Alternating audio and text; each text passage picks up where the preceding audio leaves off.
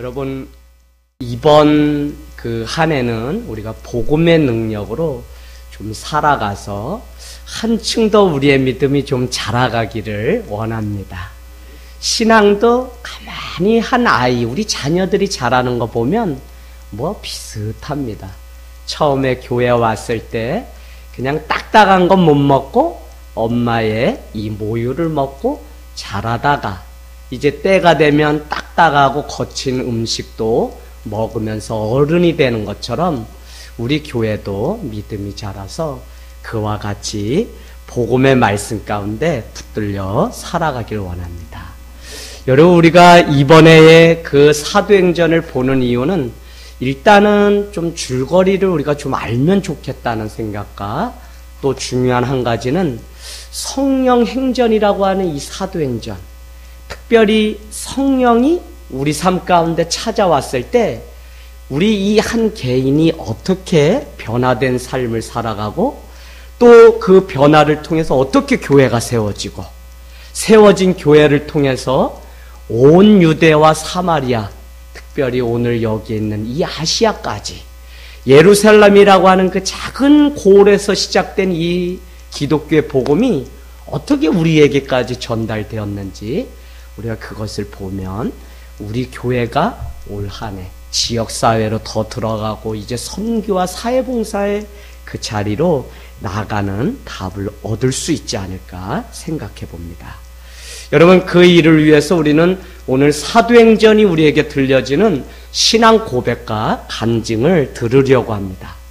우리가 잘 아는 것처럼 마태, 마가, 누가, 요한복음 이 사복음서는 예수님이 출생하시고 예수님이 사역하시고 예수님이 십자가에 달려 돌아가시고 그 뒤까지만 이야기가 기록되어 있다면 오늘 사도행전이라고 하는 이 요한복음 다음에 기록된 이 사도행전은 바로 예수님의 부활하시고 부활하신 그 경험을 체험했던 제자들이 어떻게 살아가는지 우리에게 가르쳐주고 있습니다.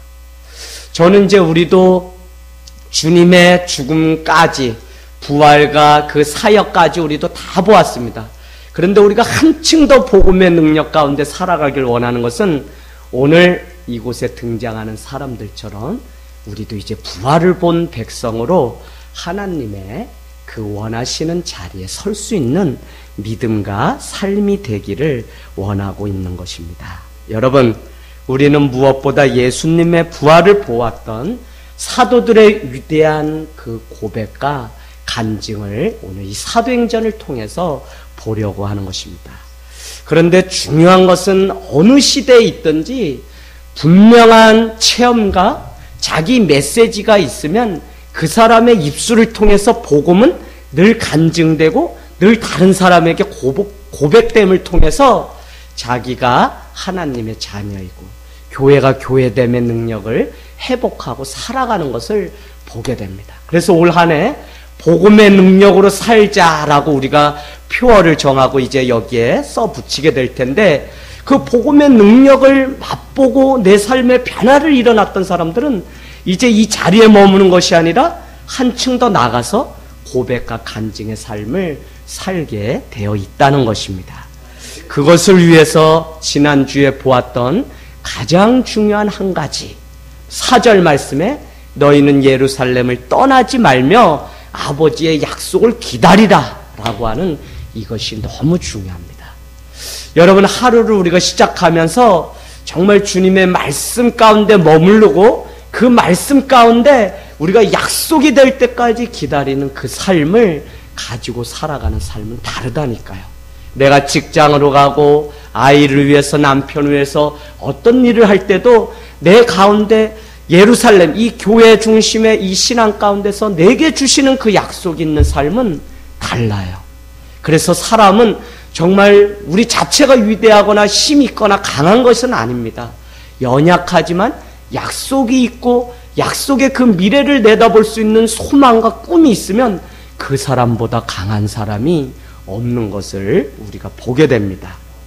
여러분, 오늘 우리에게 특별히 예루살렘을 떠나지 말고 그 아버지의 약속을 기다리라는 이유가 5절 말씀에 기록되어 있습니다. 전에는 많은 사람들이 요한을 통해서 물 세례를 받고 그냥 하나님을 아는 것으로 만족하며 살았다면, 이제는 복음의 능력으로 살아가려면 성령의 세례를 몇 날이 못 되어서 받아야만 살 수 있다는 것입니다. 여러분, 성령 세례를 받아야 진정한 그리스도인으로 살아갈 수 있게 됩니다. 성도나 교회는 성령의 힘이 아니고서는 아무것도 할 수 없습니다. 지금까지 저 또한 이렇게 사역해 오면서 여러분과 그래도 이렇게 주님 주시는 마음 가지고 지금까지 올 수 있었던 것은 성령님이 주시는 그 힘이 있었기 때문에, 때로는 잠잠히 기다리기도 하고, 때로는 주님 주시면 도저히 할 수 없음에도 불구하고 도전하고 믿음으로 또 기도하면서 밀고 나가기도 하면서 이렇게 지금까지 왔던 것을 보게 됩니다. 그러면서 제 마음 가운데 드는 한 가지 분명한 것, 목회를 그래도 20년 정도 전도사 때부터 쭉 하면서 제 마음 가운데 드는 건 무엇이냐면, 제가 변화시키고 제가 바꾸고 제가 무엇을 할 수 있는 것은 아무것도 없다는 것입니다. 그럼 뭐냐?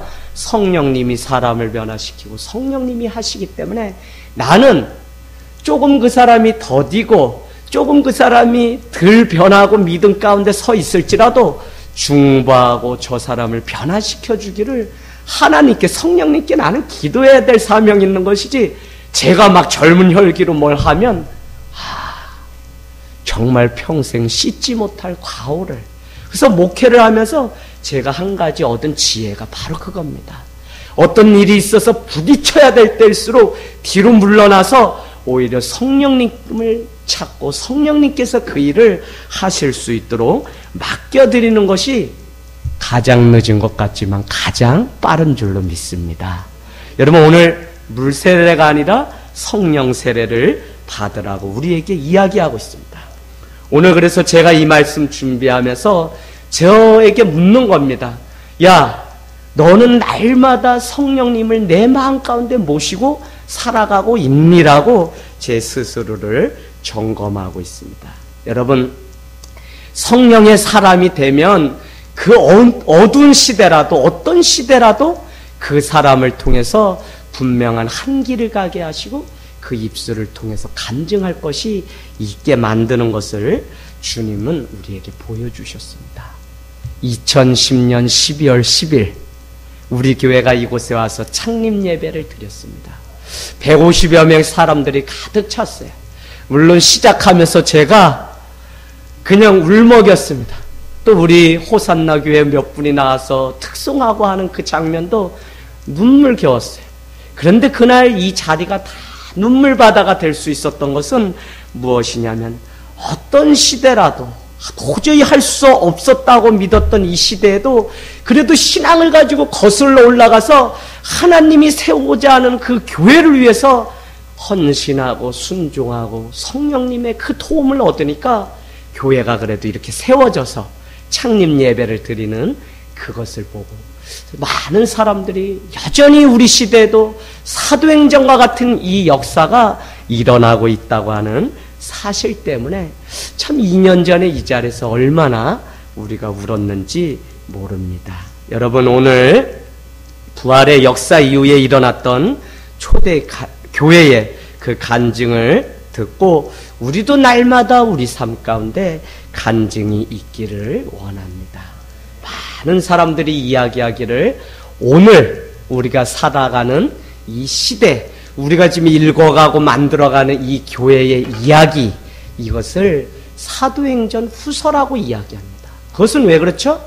성령님께서 일하셨던 그 초대교회의 역사를 기록해 놓은 이 사도행전이 끝이 아니라 오늘날도 그 역사를 믿고 나아가는 교회를 통해서 후서가 주님의 생명책에 계속 기록되고 있다는 것입니다. 그래서 우리 교회가, 저는 작지만 한 가지 바람이 있다면 우리가 목회자들을 깨우고 교회를 깨우는 일들을 계속적으로 좀 했으면 좋겠어요.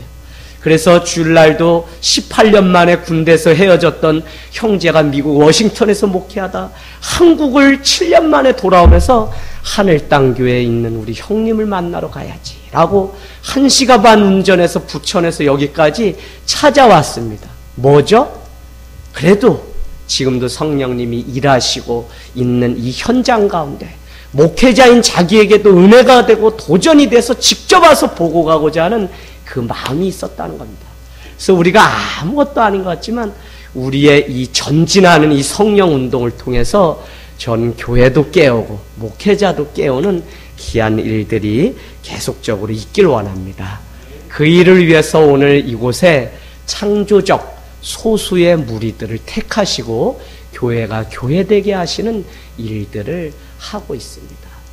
여러분 주변에서 야 그렇게 시작하면 너무나 어려운데 어떻게 하려고 하니? 그러지만 사실은 또 몇 사람이 그 자리를 포기하지 않고 기도하고, 특별히 저는 금요 오직 기도회를 통해 우리가 또 기도하는 사람들이 자꾸 늘어나고 하니까 교회가 그래도 모양새를 갖추고 우리 가운데 같은 꿈을 가지고 나가게 하시는 것을 보게 됩니다.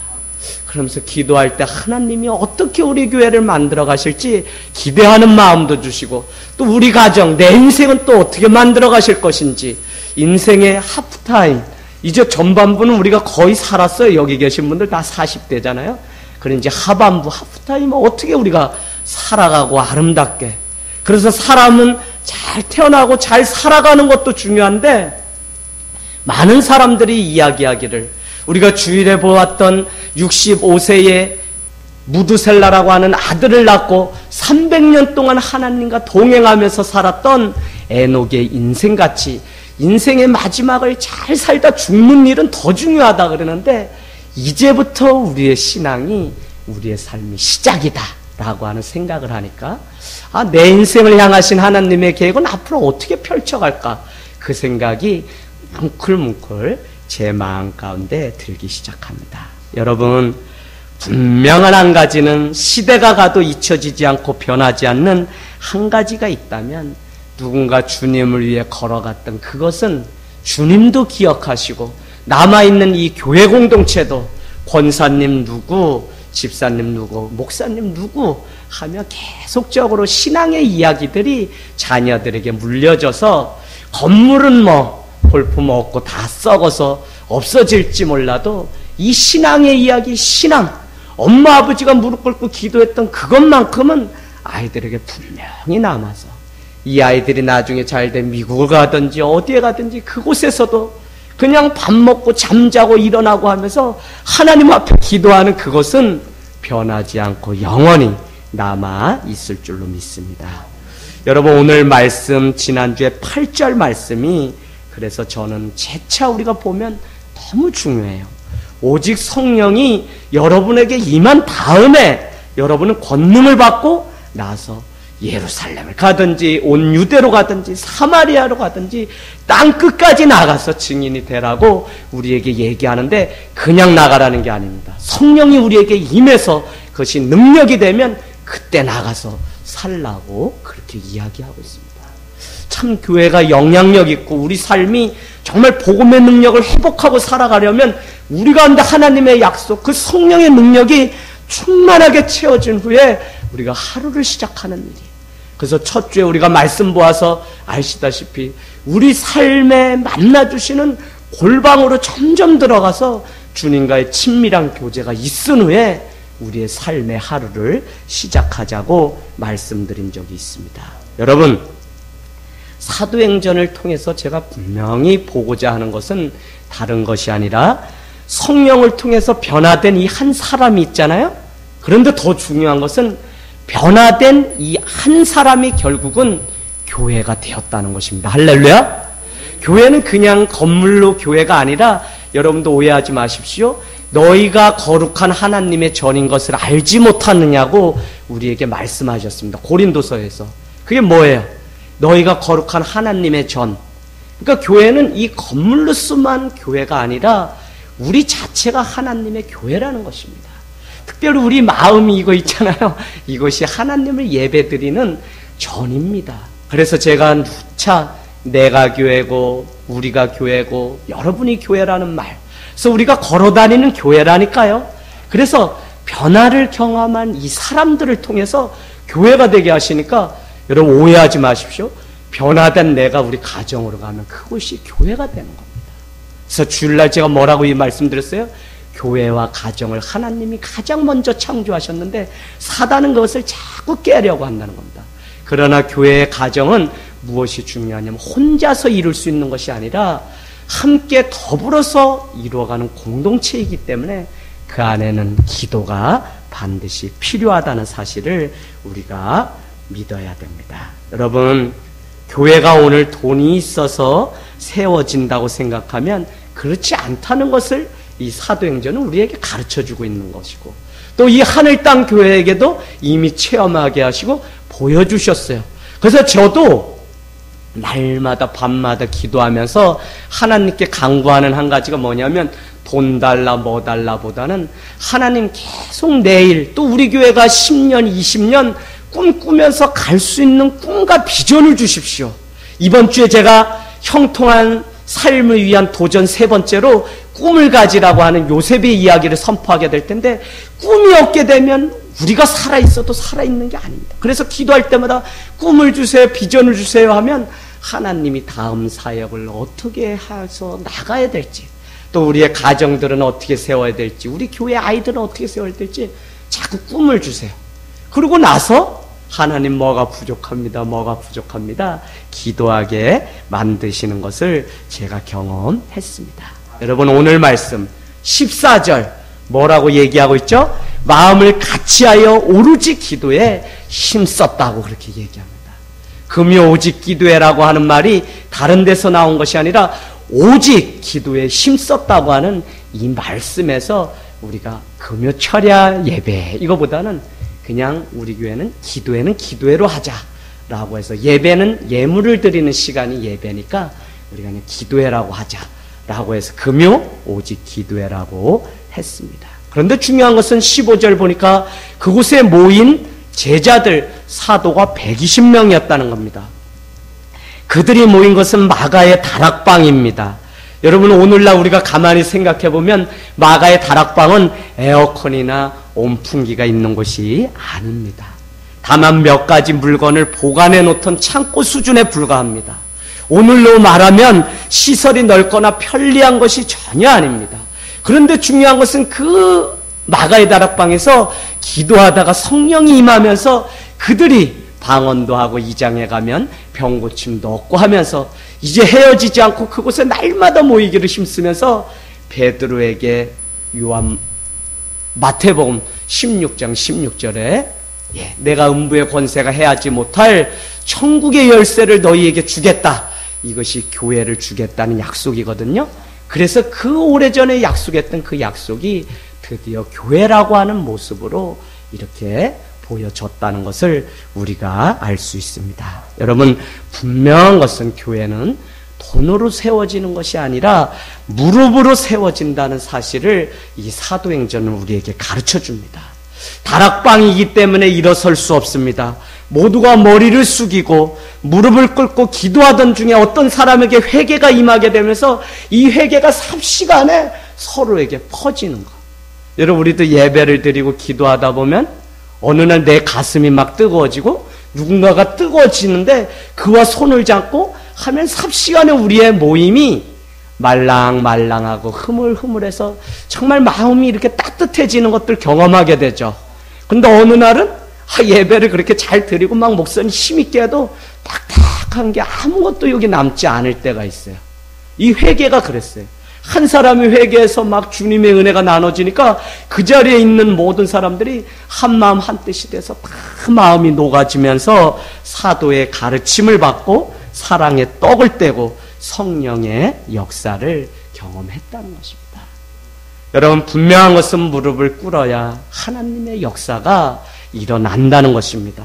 무릎을 꿇을 때 성령이 임하게 되고요, 성령의 임재를 경험하게 되고 성령의 일하심을 따라서 순종하게 되고, 바로 그때 우리의 생각을 초월해서 기적을 일으키시는 주님을 경험할 수 있다는 것입니다.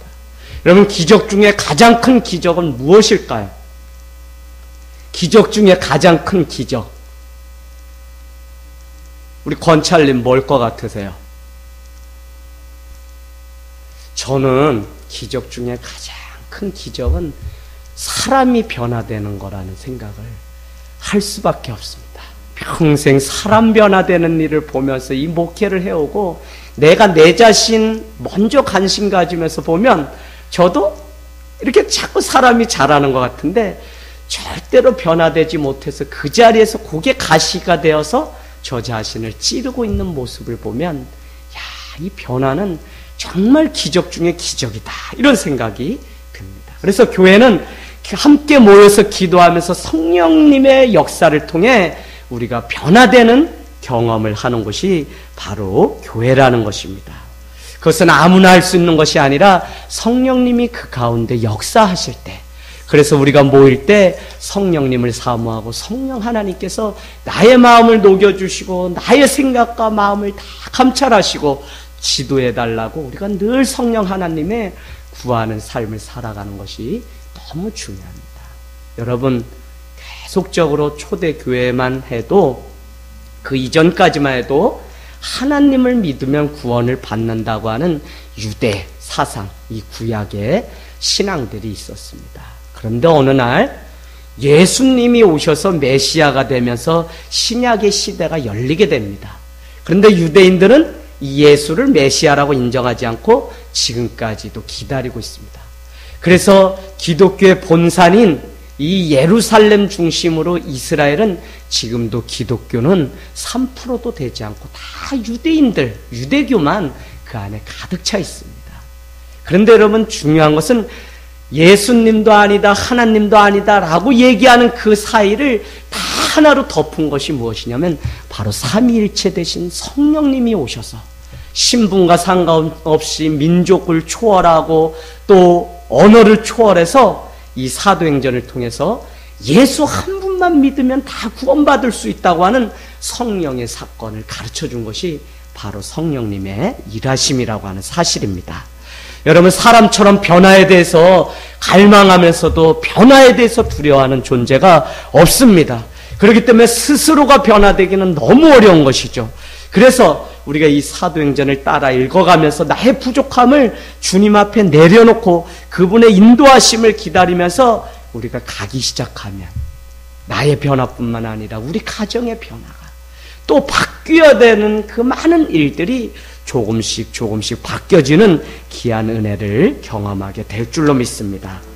오늘도 아무런 변화가 일어나지 않고 있다면 그것은 우리가 무릎을 꿇지 않기 때문입니다. 능력만 탓하고 환경만 탓하면 아무 일도 일어나지 않습니다. 우리가 시간을 정해서 무릎을 꿇는다는 것은 열정과 관련이 있습니다. 그래서 어떤 사람이 이야기한 글에 보니까 이런 글이 있습니다. 열정적인 사람은 업적을 남기지만 열정이 없는 사람은 변명만 남긴다는 말이 있습니다. 여러분, 제가 그래요. 제가 막 기도를 열심히 하고 아침 저녁으로 하면 변명할 그 겨를이 없어요. 왜요? 하나님이 바꿔가실 일들을 기대하는 마음이 있기 때문에 지금 내 눈앞에 보이지 않아도 또 기도하고 기대하고 소망을 갖고 우리 교회나 성도를 새로운 눈으로 바라보게 됩니다. 그런데 내가 그렇지 않은 삶을 살면 이 시각이 완전히 인간적인 시각으로 바뀌어서 해도 안 되고 변화를 하려고 해도 점점 더 사람들은 더 뒤로 가는 것 같고 나만 앞서서 가는 것 같고 괜히 스스로 그럴 때가 있다니까요. 그래서 교회는 이렇게 저렇게 왔다 갔다 할 수 있는 곳이죠. 사람이니까. 그러나 성령 앞에 누군가가 붙들려서 기도하고 그래도 그 길을 가기 시작하면 때가 되면 다 같이 마음이 모여서 또 가고 있어요. 그렇게 해서 가나안까지 모세와 이스라엘 백성이 간 것이지 뭐 다 그냥 한마음 한뜻 돼서 간 게 아니거든요. 그래서 중요한 것은 오늘 이 자리에 있는 우리가 성령님께 먼저 취해서 우리가 먼저 걸어가다 보면 내 주변에 그런 사람들만 모이게 되어 있는 줄로 믿습니다. 여러분, 야고보 사도를 우리는 낙타 무릎이라고 그렇게 별명을 불렀습니다. 초대교회가 야고보 사도, 예수님의 형제 야고보 하면 그는 낙타 무릎이라고 하는 그 애칭이 그에게 있었습니다. 얼마나 기도했으면 그 무릎이 낙타 무릎같이 헤어져서 낙타 무릎이라고 이야기했겠습니까? 만사를 제쳐놓고 자기의 삶의 자리가 기도의 자리가 되게끔 했던 사람이 바로 사도 야고보라고 하는 사실을 우리가 기억해야 됩니다. 여러분, 그 옛날 처음에 신앙생활 할 때만 해도, 여러분 중고등학교 이럴 때만 해도 내가 어느 교회에 있든지, 그때는 도시교회든지 다 상관없이 목사님이 뭐라고 이야기하냐면, 성도의 삶은 늘 하루에 한 번은 교회를 밟아야 된다는, 마당을 밟아야 돼. 그래서 경험이 있으신지 모르겠지만 몇 정거장 더 가서 집 정류장인데 그냥 교회 앞에 미리 내려가지고 꼭 밤에 야자 끝나고도 교회 마당에 가서 기도하고, 또 그 본당에 가서 혼자 기도하다 보면 뭐 뒤에서 목덜미 누가 잡아당기는 것 같고, 그러면 괜히 주여 삼창 외치고, 그러다 보면 누구 형들이 오고 선배들이 오면 기타도 배우고 라면도 끼려 먹고 같이 기도 제목하면서 지금의 이 신앙까지 오게 되었습니다. 여러분, 모이면 그냥 누군가가 기도하기 시작하면 그 옆에서 따라서, 선배 따라서 기도하다 보니까 그게 장성해서 청년이 되고, 그 사람들이 결혼해서 또 그 교회의 집사님이 되고, 이렇게 해서 그 교회는 10년, 20년, 30년, 40년 돼도 무너지지 않고, 그래도 그 옛날부터 경험했던 자기 인생의 전부를 들였던 그 사람들이 서 있으니까 아무도 해하지 못하고 든든하게 세워져 가는 것을 보게 됩니다. 나이가 들면 가장 먼저 고장나는 것이 무릎입니다. 저는 교회도 똑같다는 생각을 해보게 됩니다. 무릎을 꿇지 않으면 제가 누군가를 정죄하게 되고 용납하지 못하게 되고 비겁하게 아무 일도 기대하지 않으면서 하루하루 그냥 변명만 늘어놓으면서 사는 사람에 불과하다. 아니, 그렇게 살아가면 무슨 소용이 있습니까? 단 하루를 살아도 정말 우리 어르신들이 얘기하는 것처럼 박력 있게 멋있게 살아가고 내 삶을 창조적으로 만들면서 살아가야 되지 않겠습니까? 여러분, 분명한 것은 올 한 해 여러분 다짐하고 정말 작정해 보십시오. 밤마다 저기 기도 제목 붙인 거 제가 기도합니다. 이렇게 뭐 한 300-400바퀴 돌면 1시간 정도 됩니다. 그러면 저기에 적어 놓은 거 이렇게 하는데, 많은 분들이 올해는 가정의 남편을 위해서, 또 올해는 한 사람이라도 내가 전도할 수 있는 해가 되게 해달라고 적어 놓은 사람들이 꽤 제법 돼요. 그러면 제가 또 같이 기도하고 함께 합니다. 눈물로 씨를 뿌리는 자만이 기쁨으로 단을 거둘 수 있다는 것이 바로 기도하는 자에게 주시는 주님의 축복이라는 사실입니다. 여러분, 오늘 12사도들이 마가의 다락방에 모여 있지만 오해하지 말아야 될 것은 그들은 다른 직업, 다른 환경, 다른 가정, 다른 성격, 다 모든 것이 다 다른 사람들이 모여서 한 기도 자리에 모여 있는 것을 우리가 보게 됩니다. 그런데 중요한 것은 기도하다 성령을 체험하게 되니까 한 마음, 한 뜻, 한 소망을 품고 살아가는 자들이 되었다는 것입니다. 더불어 마음을 같이하여서 오로지 기도에 힘쓰는 그 삶이 있기 때문에 오늘 교회가 교회될 수 있었다는 사실입니다. 여러분, 자기들에게 함께 가던 예수님이 십자가에 달려 돌아가시자 인생의 모든 것이 다 끝났습니다. 그래서 제자들도 뭐 어부였던 사람들은 다시 갈릴리 바다로 가고 자기 삶의 자리로 다 흩어졌어요. 그런데 오늘 사도행전은 왜 중요하냐면 그 와중에 부활하신 주님이 그들 앞에 나타나게 되면서 그들이 주님의 약속이 헛된 것이 아니라 진짜구나라고 하는 사실을 깨닫고는 마가의 다락방으로 다시 모여서 기도합니다. 그러나 우리가 잘 아는 것처럼 50일 후에 승천하셔서 40일 후에 승천하셔서 지금 예수님은 오늘 10절입니까? 내가 다시 온다고 하는 재림의 주의 약속을 우리에게 들려주고는 하늘나라로 그냥 올라갔다고 이야기하고 있습니다. 바로 그때 여기 있는 12사도들 120문도는 우왕좌왕한 것이 아니라 오히려 그때의 기도의 자리로 나아갔던 것을 우리가 보게 됩니다. 여러분, 우리 삶 가운데 어려움이 있게 되면 오히려 시험에 들 것이 아니라 기도해야 되는 시간인 줄로 믿습니다. 현대인들은 속도를 중요하게 생각합니다. 그러나 자동차의 내비게이션이 필요한 것은 목적지까지 정확히 데려다 주는 것이 바로 목적입니다. 교회가 목적지를 잃지 않고 주님의 뜻을 담아내는 그릇이 되려면 기도라고 하는 내비게이션이 날마다 켜 있어야 됩니다. 그때 교회는 건강함을 잃지 않고 하나님이 바라시는 그 목적지에 완주하여서 주님 앞에 칭찬받는 교회의 사명을 다할 수 있습니다. 여러분, 우리 인생은 마라톤입니다. 나팔 소리를 듣고 출발을 했습니다. 그러나 중요한 것은 여기까지라고 하는 하나님의 마지막 호각이 있기까지 우리에게 주어진 그 사명을 잘 감당하면서 마치는 일이 중요합니다. 그러려면 우리가 기도의 내비게이션을 날마다 켜서 목적을 잃지 않고 상황 때문이 아니라 환경 때문이 아니라 늘 성령님이 인도하시는 대로 또 순종하면서 나아가는 그 마음이 우리에게 너무나 필요하다는 것입니다. 순간마다 우리는 무너져요.